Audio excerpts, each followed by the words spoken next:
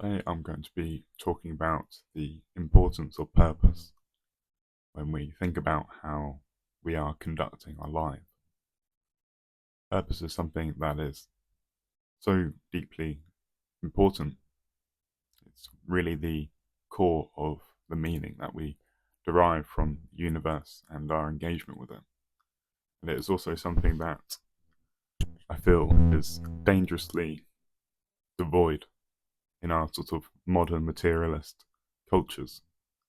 People seem to think that they will find purpose in the pursuit of material possession, in the pursuit of status and power. And they look for purpose in every place except from within, really. They constantly chase, striving these sorts of symbols of meaning, these symbols of wisdom. They think that I will actualize myself if I have this kind of fast car or this kind of house or this kind of position or power. And it's absurd, really, because it keeps everyone chasing and looking and orienting their gaze outside of themselves rather than actually looking to within, actually trying to find deeper source of meaning within their own existence and actually questioning the mystery of their existence. There's so many people you'll find telling you on how to live your life. You ought to be doing this or that thing. And people follow gurus. They follow these sort of teachers of so-called wisdom because they think they'll find the answers for their life in someone other than themselves. But this isn't the message of what I want to convey. I think that the deepest truths are always to be located within one's own existence, within by looking and introspecting within. You know, your best teacher is really your deepest intuition and your deepest emotional and psychological guides. Anyone who's telling you that they have the answers is, in our culture, most often selling you something, whether it's some bullshit cause or some kind of product or service. And it's you know, wisdom has just been so commodified, and packaged and sold, and it's just seems like a huge distraction sometimes. You know, you can learn a lot just by looking within and by exploring and directing your own learning yourself, and not, heeding religiously the teachings of other people. And there is just such a big industry of people, motivational people, and gurus of all sorts of kinds who predicate their own existence on telling you that, like, I have the answers and you should listen to me and heed every word that I say, and you know not try and look within for your own answers. I mean, I'm not saying this as to totally dismiss the importance of teachers, but a true teacher is one who teaches one to look within themselves and find their own inner guru, their own inner source of wisdom. It's I don't know, it's like that saying goes regarding, giving a man a fish versus teaching him to fish. I think we're all here to help guide one another towards our own inner enlightenment. And to do that, you need to really have humility and curiosity. I think humility comes when you sort of realize that actually I don't have all the answers right now. And it's important to go out and look and explore with an open mind and open oneself up to the possibility that they are wrong on certain things. And that I think the mysteries of the universe will impose this upon you. it's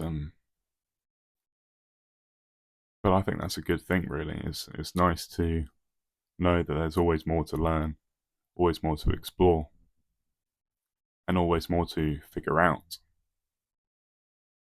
As soon as you're saying that I have the answers or I know what's best, you're really pigeonholing yourself into this conceptual model, and you're restricting your ability to learn new things because you think that I've got it. But reality is a constantly transforming and flowing and processing thing. Reality isn't something static, it's changing. We have to adapt to it. We have to, you know, be flexible and fluid. But I've got a bit distracted from, I suppose, the central topic of the importance of purpose. But I guess sort of, what I'm trying to sort of circle in on is, you know, how do we become sensitive to the deeper meaning within nature and our existence? And how do we understand what that is? How do we understand how to orient ourselves better or in more alignment fundamentally? And I think a fundamental driver of misalignment is when we are oriented to the wrong things, when we're oriented to prioritizing the wrong kind of pursuits, when we think that fulfillment is going to come in the wrong kind of places, And that's why I started this sort of this rant or riff, you want to call it, by pointing people's attention to how so often we are conditioned within this culture to try and find wisdom and fulfillment in every other place outside of ourselves. We think that we will find it by reading just X amount of books or by getting this or that thing. Everything is all outside of yourself. It's not within. It's not by sitting and meditating and contemplating their own existence. It's by getting caught up in sense perception or Maya, as it would be called. And yeah, it's how do you break that sort of spell of these you can call them the cycles of suffering and desire, of this sort of this maladapted kind of engagement with the outside world. So I think that, you know, whilst this whole process of awakening and enlightenment, it is a calling for a return to oneself, to one's inner being. We shouldn't let that sort of that shifting of awareness make someone solipsistic or make them rather totally negligent of the outside world, of the outside obligations of their family and their jobs responsibilities. Rather, the whole process of this shifting of awareness inwards is in order to realign such that they can then engage with the outside world in a more conscious and directed manner, so that they're not chasing shadows, but rather chasing the right kind of things that they're, deeper sources of value want. Because when we're pursuing the wrong things, when we're constantly in a state of striving for more and more, but nothing is really truly satiating, that happens because you are striving the wrong kind of things. You're orienting your gaze and in just not towards the things that truly satiate your soul's desires. Whether it's, you're trying to find fulfillment with more and more material possession, more and more of this, more and more of that. It's always more. It's always a number thing. But it's like you can ask yourself, well, when will I feel whole? Or is wholeness really going to be found when, by arranging my environment in just the right kind of way, why can't I be whole already and let that wholeness pervade through my actions in the world? Because wholeness will only ever be found by looking within. It will never be found by some kind of perfect arrangement on the outside world, because the outside world is a constantly changing and transforming thing. It's impermanent. It's a flowing flux.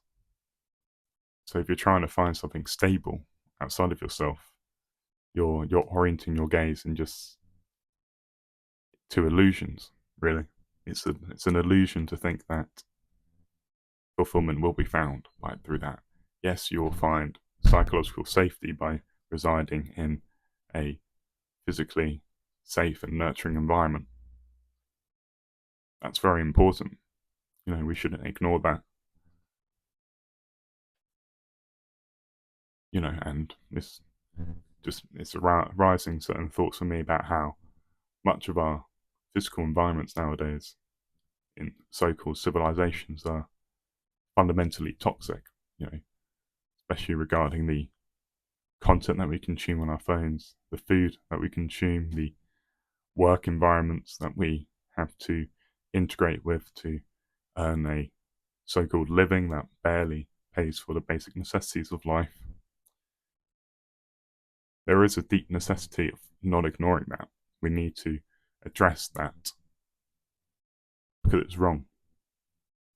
But I think this comes from shifting the sort of materialist impulse of our culture towards which currently valorizes just material pursuit, more and more money, and ignores the deeper spiritual yearnings of human beings. No amount of money is going to make you happy. It's not going to give you, well, it will give you health to a certain extent because you'll be able to afford better food more often than not. But I think that it's very important for our culture to start orienting our attention to sources of value and meaning that go beyond the material, that go beyond this world of form, to rather the world of the formless, to what's found when we look within, when we engage with meditation, when we start to reconnect with ourselves, really, our inner child. Because think about the child. They engage in play in this blissful kind of state until they are conditioned out of it by the obligations and trauma of socialization. They play with a kind of joy, which is deep and natural and innate, and we all have that.